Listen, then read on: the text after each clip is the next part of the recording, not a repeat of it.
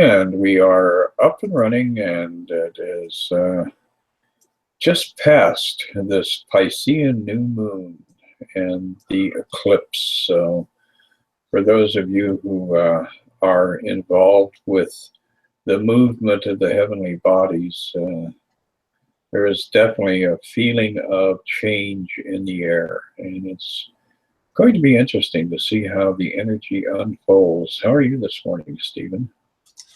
I'm doing really well, Chris. Thanks for asking. Lori and I actually just gave a workshop on Pisces yesterday, so it was pretty interesting. Yeah,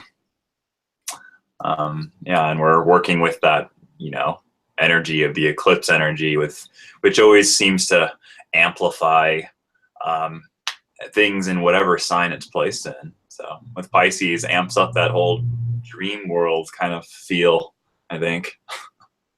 It does. And, with that new moon process, we had a lot of other activity going on in the heavens. And these are just symbols of the activity going on in our consciousness. So if we look at it not as something that controls us, but of us trying to control the world we inhabit, then it becomes a lot more comprehensible. So we never give the power away. We always affirm that the power is part of our holiness, part of the truth of who we are. Yeah, remembering wherever we look and see something, if you can see it, it's because it's inside of you. So that is true. Well, and we've been dialoguing about chapter 13, the guiltless world. And we're down to section 7, the attainment of the real world. So this is where we begin to actually clarify what it is that we are trying to accomplish, the entrance into reality and being able to disengage from living in the dream. Yeah, so do you want to start us off with this section, Chris? Okie dokie. This first paragraph is kind of interesting because it's what we're being told to do, we're telling ourselves to do over and over, and that's still the mind. It starts out, sit quietly and look upon the world you see and tell yourself, the real world is not like this. It has no buildings, and there are no streets where people walk alone and separate. There are no stores where people buy an endless list of things they do not need. It is not lit with artificial light, and night comes not upon it. There is no day that brightens and grows dim. There is no loss. Nothing is there but shines, and shines forever. So our ego, when it encounters a paragraph like that, it totally freaks out and says, oh my God, that would be so boring. I need to have all of this transient stuff. I need to have, thunderstorms and earthquakes and sunsets and sunrises.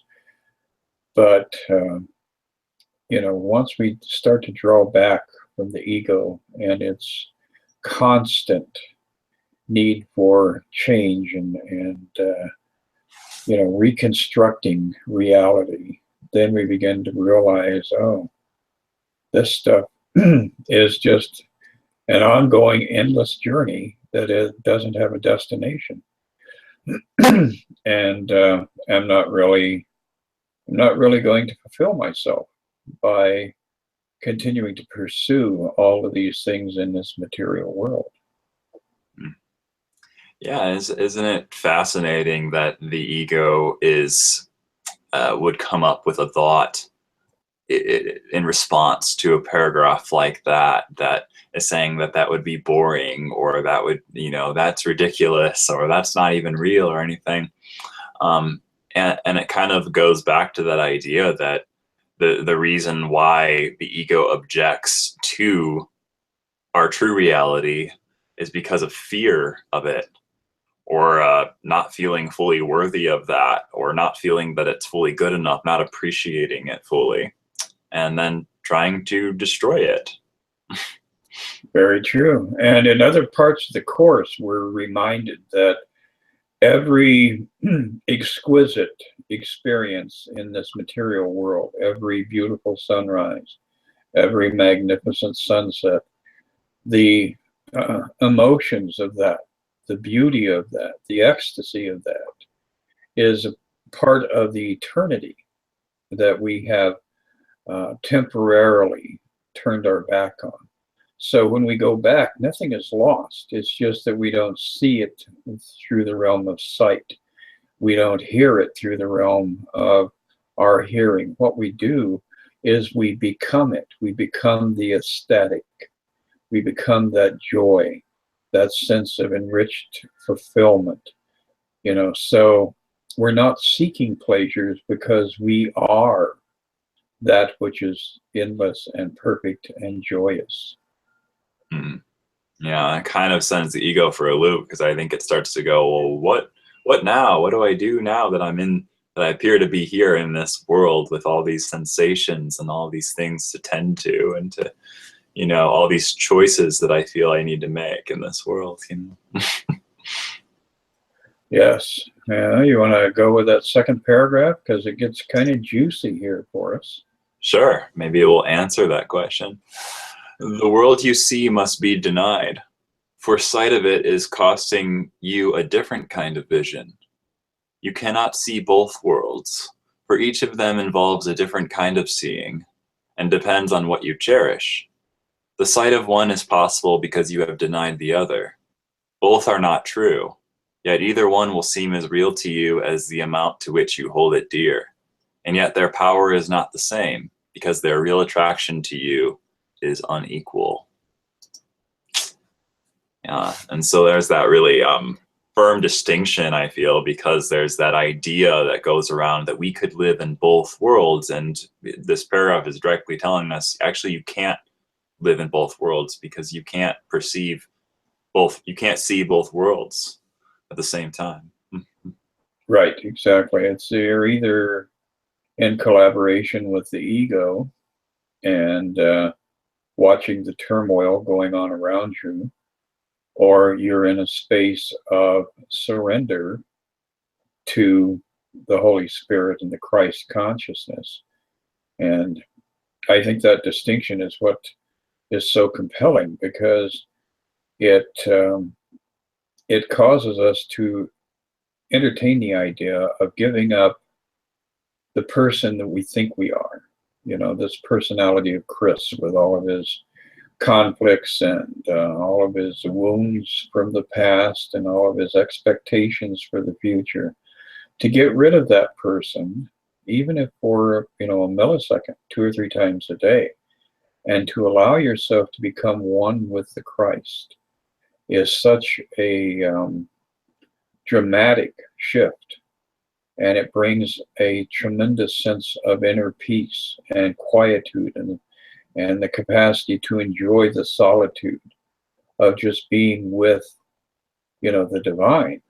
So we do have to pursue that, and the rewards will be immediate. The rewards will definitely be something that you can immediately experience. Yeah, and it also seems like we have to question that core assumption that is sort of built heavily into this world that we live in, and into our personalities. And that assumption is that it's all real. And so, if we go about our lives believing that this is true, that this really is, that, that you really are a body and that one day you're going to die, then that's a very constrained kind of reality to live in, I think. Well, it's a source of all futility. I mean, what's the point, Yeah.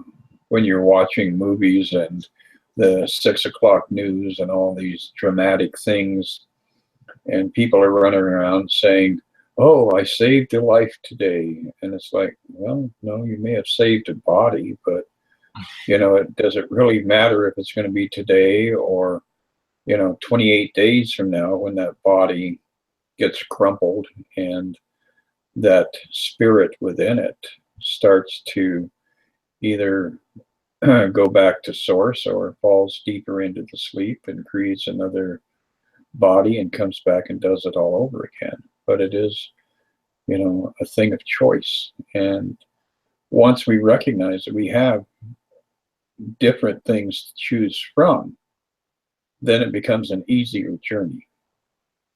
Mm-hmm. And fortunately, we never have to settle for such a small and vulnerable image of ourselves.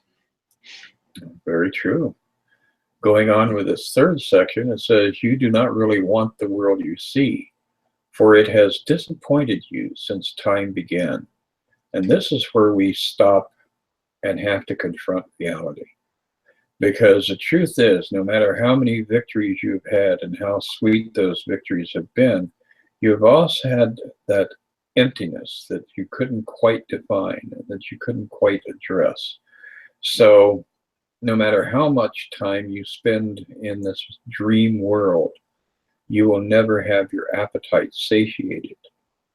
Going on, it says, "The homes you built have never sheltered you. The roads you have made led you nowhere.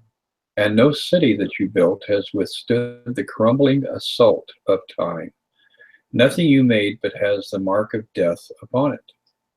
Hold it not dear, for it is old and tired and ready to return to dust, even as you made it.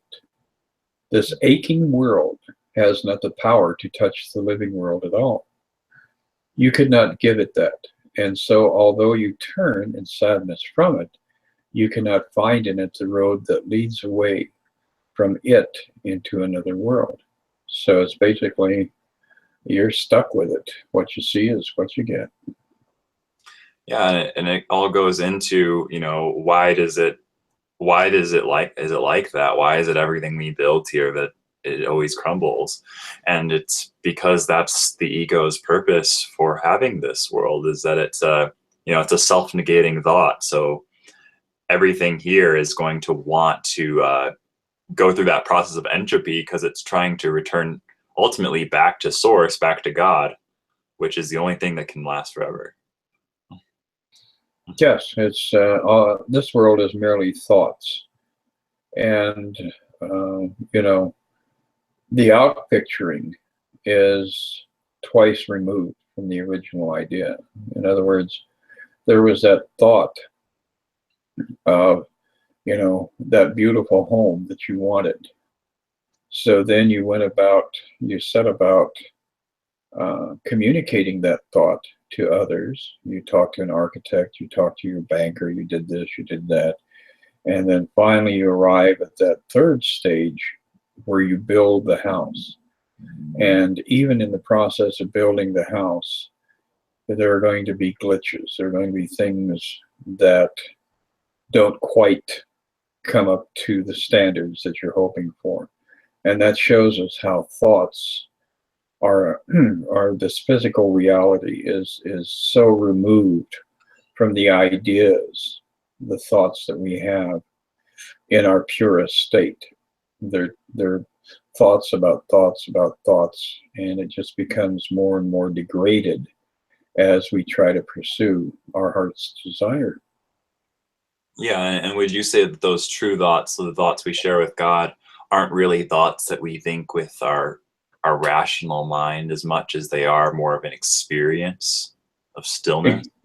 Exactly. It's that abstract state that we enter into, in which we experience union, because that really, that really takes us away from an objectified world, an objectified realm, and places us directly in that place where love is the supreme power, and we are engaged with all of creation in that process of unfolding love, of perpetuating love, of sharing love, expressing love, and living in that space as one with our Creator and with all of creation. And so one could say that that is, in a sense, a subjective reality because it's abstract. Yes. Well, again, the more we try to define it, the more it eludes us because you can't put even the name God is Yeah, is a container. It's a false vessel because we're talking about infinitude, and infinitude cannot be contained in the the subject or this experiential world. right. So we'll refrain from any more definitions and move on to the fourth paragraph, correct? Yes. Uh, Yet the real world has the power to touch you even here because you love it. And what you call with love will come to you. Love always answers, being unable to deny a call for help or not to hear the cries of pain that rise to it from every part of the strange world you made but do not want. All that you need to give this world away in glad exchange for what you did not make is willingness to learn that the one you made is false. That gives us kind of a certain jolt when you stop and think about it, because that first sentence, the real world has the power to touch you here because you love it. So if you're listening to your ego is saying, "Oh, I don't love that. Screw that. That's not what I'm looking for. I want that new Maserati and those Hollywood babes." Right, because the ego's idea of it is, I think that it's always thinking, if I can have this thing, if I can get it, then I can give myself permission to experience happiness. Yes, it's a false concept of happiness because, again, it's the pursuit. And, the more you engage in the endless pursuit, the more you're just pursuing and never actually stopping to experience that fulfillment. Simply being happy with knowing that God designated your function to be happy, and so that's what you must be. Exactly. You have to be like Winnie the Pooh and just enjoy the present moment without confounding it or complicating it. Mm, right, even with honey. Yeah. Did you want to go to the next paragraph? Yeah, it says, "You have been wrong about the world because you have misjudged yourself. From such a twisted reference point, what could you see? All seeing starts with a perceiver who judges what is true and what is false. And what he judges false, he does not see. You who would judge reality cannot see it, for whenever judgment enters reality has slipped away. The out of mind is out of sight, because what is denied is there, but is not recognized. Christ is still there, although you know him not. His being does not depend upon your recognition.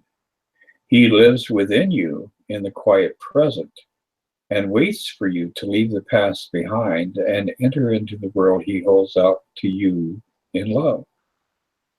So we're getting a strong reference here of how we spend our days. And unfortunately, most of us spend 99.9% of our moments on this earth either in a state of rehashing the past or anticipating the future. And so very rarely do we actually settle into this present moment.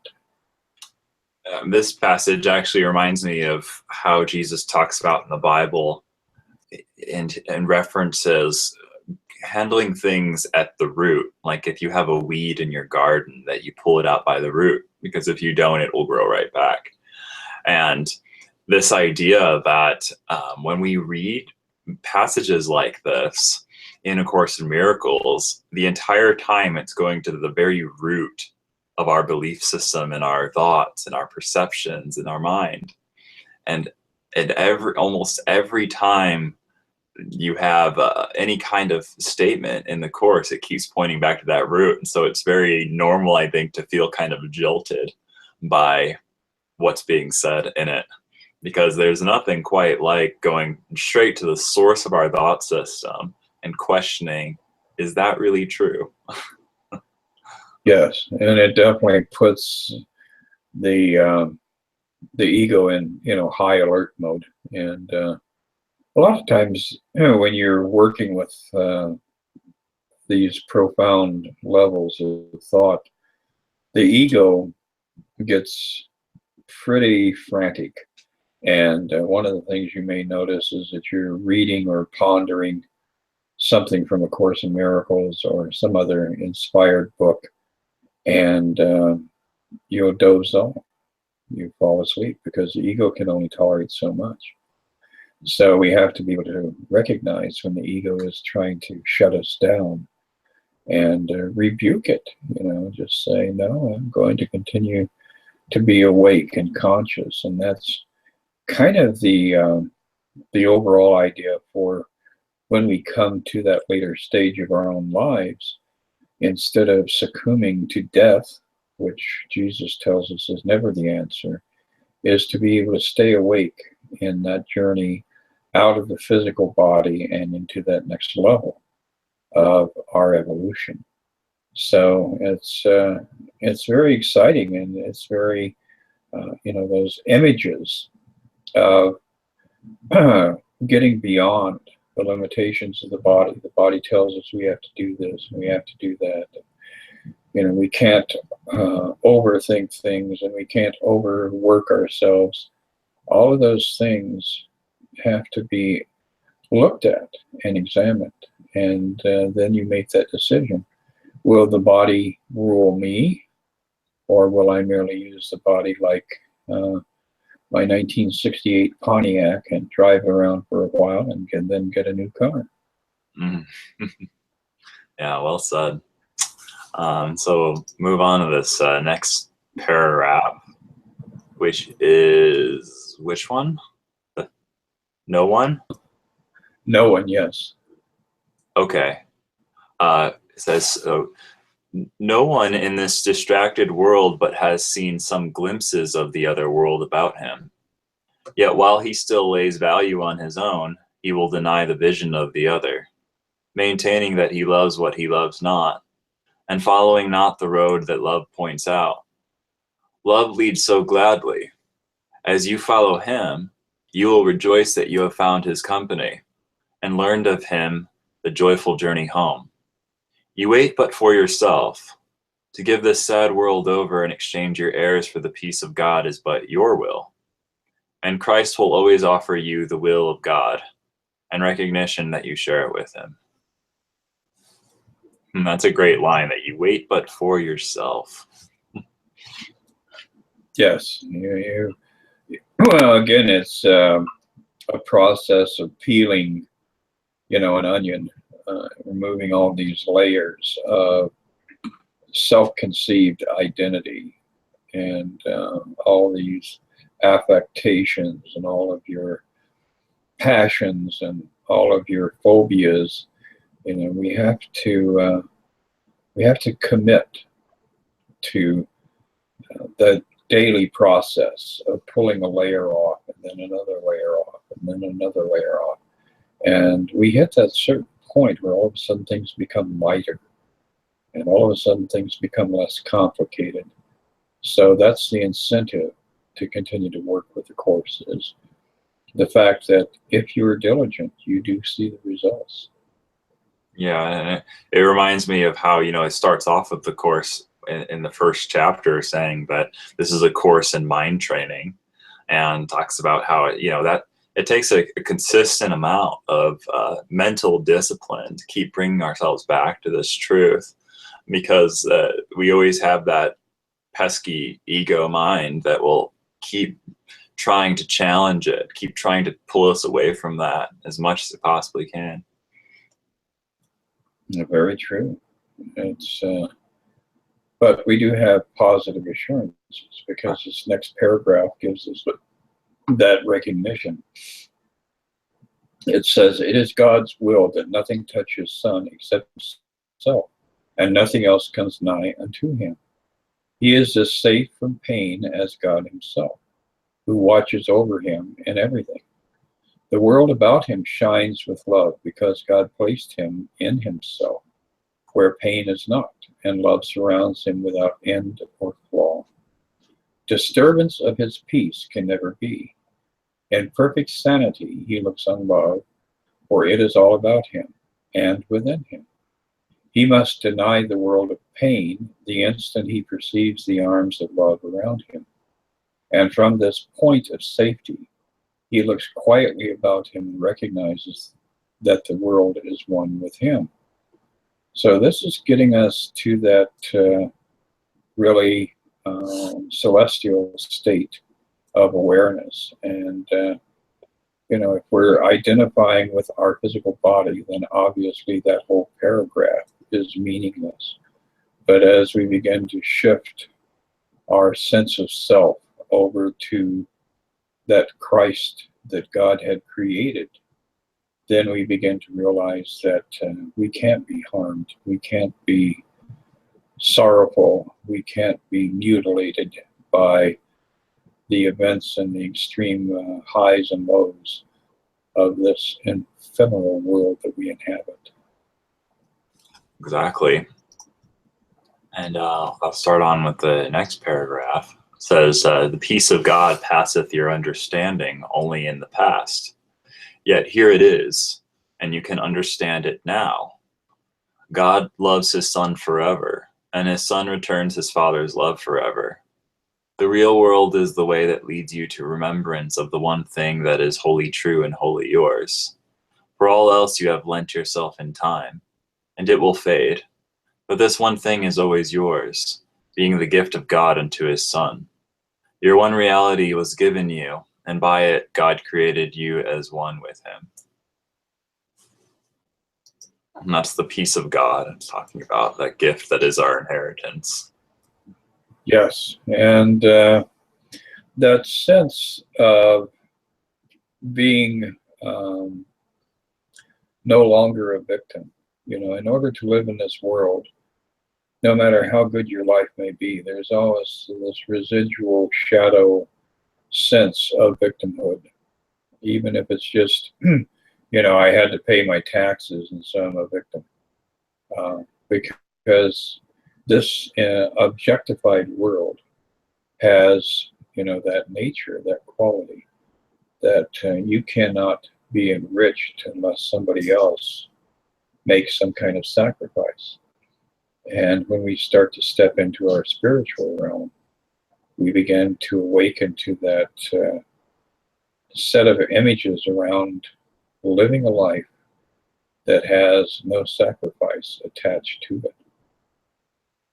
I think that by hearing you mention the objectified world as many times as you have, it starts to click for me that I see that how, of course, there's guilt associated with a world that we say is objectified. Because, if you're reducing yourself down to a finite object in space and time, which is clearly not who we really are, our true identity, which is so much bigger than that, so much more infinite than that, then of course there's going to be guilt associated.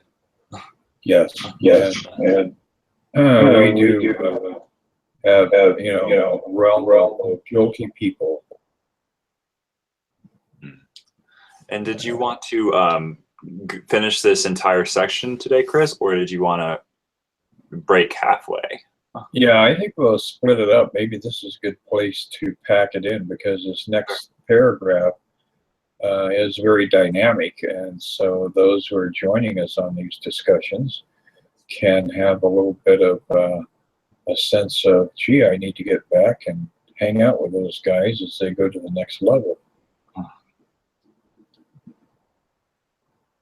Did you want to read this last paragraph then for today, that you will first dream? Yeah, we might as well finish this one off. Okay. It goes, you will first dream of peace and then awaken to it. Your first exchange of what you made for what you want is the exchange of nightmares for the happy dreams of love. In these lie your true perceptions, for the Holy Spirit corrects the world of dreams, where all perception is. Knowledge needs no correction, yet the dreams of love lead unto knowledge. In them you see nothing fearful, and because of this they are welcome that you offer knowledge. Love awaits on welcome, not on time, and the real world is but your welcome of what always was. Therefore the call of joy is in it, and your glad response is your awakening to what you have not lost.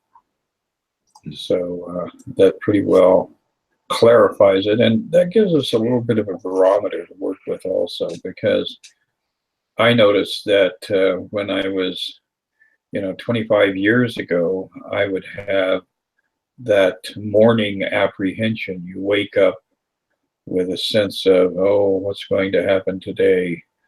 And the dreams that you're coming out of, 80% of them you're being chased by polar bears, and you have all these hideous possibilities racing through the mind.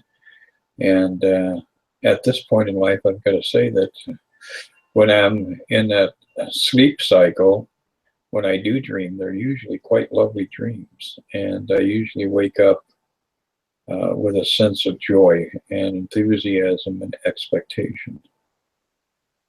That's really good to hear. Yeah, that's because that's your subconscious mind playing out. And usually if your subconscious mind is in that state, then the conscious mind usually just flows from there.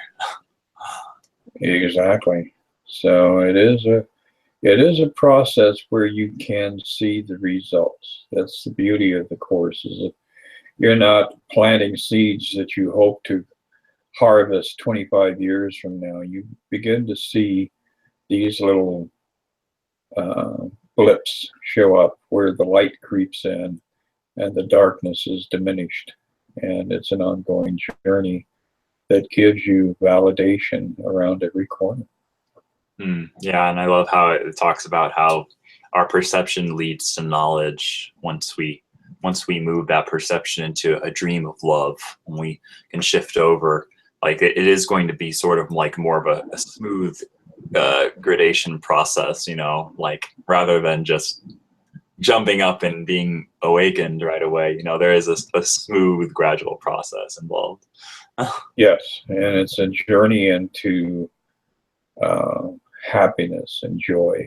So right. When you get up in the morning and you just feel good and you have no reason for feeling good, but you're there feeling good, it's kind of a nice break from waking up with anxiety about all the things that are looming on the horizon. Right. So we'll pick up a week from now then, it sounds like, and go into the rest of this section. Yes, we will finish it up, and we invite you to join us at that point. And if you like the videos, do leave your thoughts and do share them. Let's get the word out. Absolutely. Cool. Well, thanks for talking again, Chris. I appreciate the meeting and the dialogue as always. It is rewarding for both of us, absolutely. Well, be blessed, Stephen. I love you, and I will talk to you in a week. All right. Love you too. Thanks for talking. Bye.